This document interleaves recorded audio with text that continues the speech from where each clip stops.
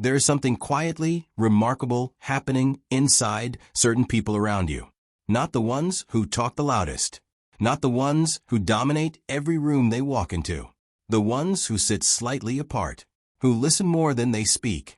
Who seem perfectly comfortable letting a conversation move in a direction they already knew it was going. These people feel things about the world that they have almost never put into words. Not because the words don't exist, but because experience taught them early that some feelings are simply safer left unspoken. And today, we are going into that space. This isn't a video about IQ scores or academic achievement. It isn't about genius or giftedness in the traditional sense. This is about something quieter and honestly more interesting. It's about the emotional interior of a highly intelligent mind. The things they feel every single day that almost never make it into conversation. Because here's what psychology has started to uncover. High IQ does not just shape how people think. It shapes how they feel. And those feelings create a private, emotional world that most people around them never get to see. Stay with me. Because by the end of this, you might recognize yourself in ways you didn't expect. The feeling of watching a movie everyone else thinks is real. Let's start here. Researchers in cognitive psychology have long observed that highly intelligent individuals carry what some describe as a persistent sense of narrative distance. A quiet, ongoing feeling that they are observing situations rather than simply living inside them. It's not detachment. It's not coldness. It's more like standing one step behind a glass, watching a conversation unfold and already feeling the weight of where it leads. And the feeling they almost never reveal is this: I already know how this ends, and saying so would only make things harder. That feeling is heavy, not because of arrogance, but because of isolation. When your mind processes cause and effect faster than the social moment allows, the only socially graceful option is often silence. And they choose it, again and again. Psychologists who study high cognitive ability have noted a pattern of what they call anticipatory restraint. The conscious decision to hold back a thought not because it is wrong, but because the timing would make it unwelcome. The feeling no one talks about after getting praised. Here is one that almost never surfaces in conversations about intelligence.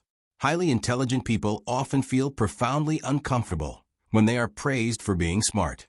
Not false modesty. Something more complicated than that. Because here is what recognition for intelligence quietly implies. That this is the most important thing about you. That this is what people are actually responding to.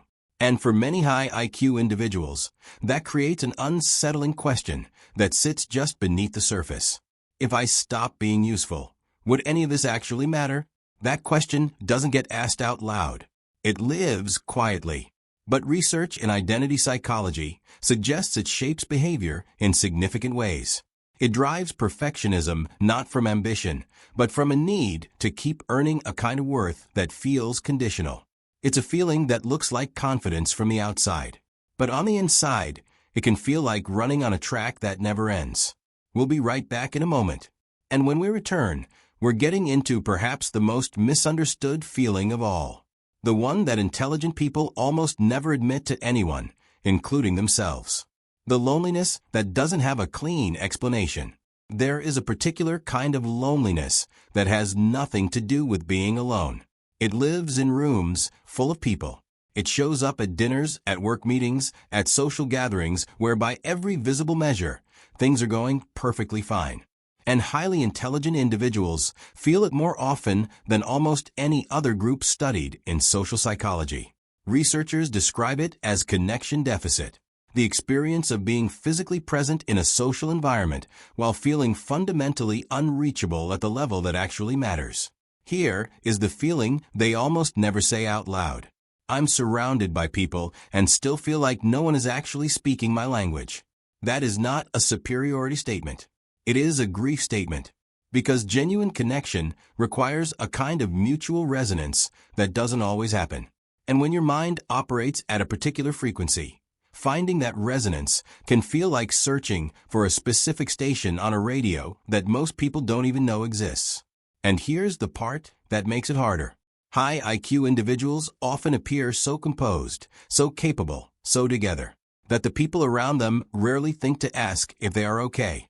And so the feeling stays exactly where it began. Unspoken. The feeling that comes right before they go quiet. There's a moment that many highly intelligent people know very well. It happens mid-conversation. A thought arrives, fully formed, sharp, and honest. And in the half-second before speaking, they feel it. The calculation. Will this land? Will this help anything? Will saying this out loud actually change anything? Or will it just make the next 10 minutes more complicated? And more often than not, they let the moment pass. Not because they are passive. Not because they don't care. But because they have learned, sometimes painfully, that the cost of being right at the wrong moment is often loneliness.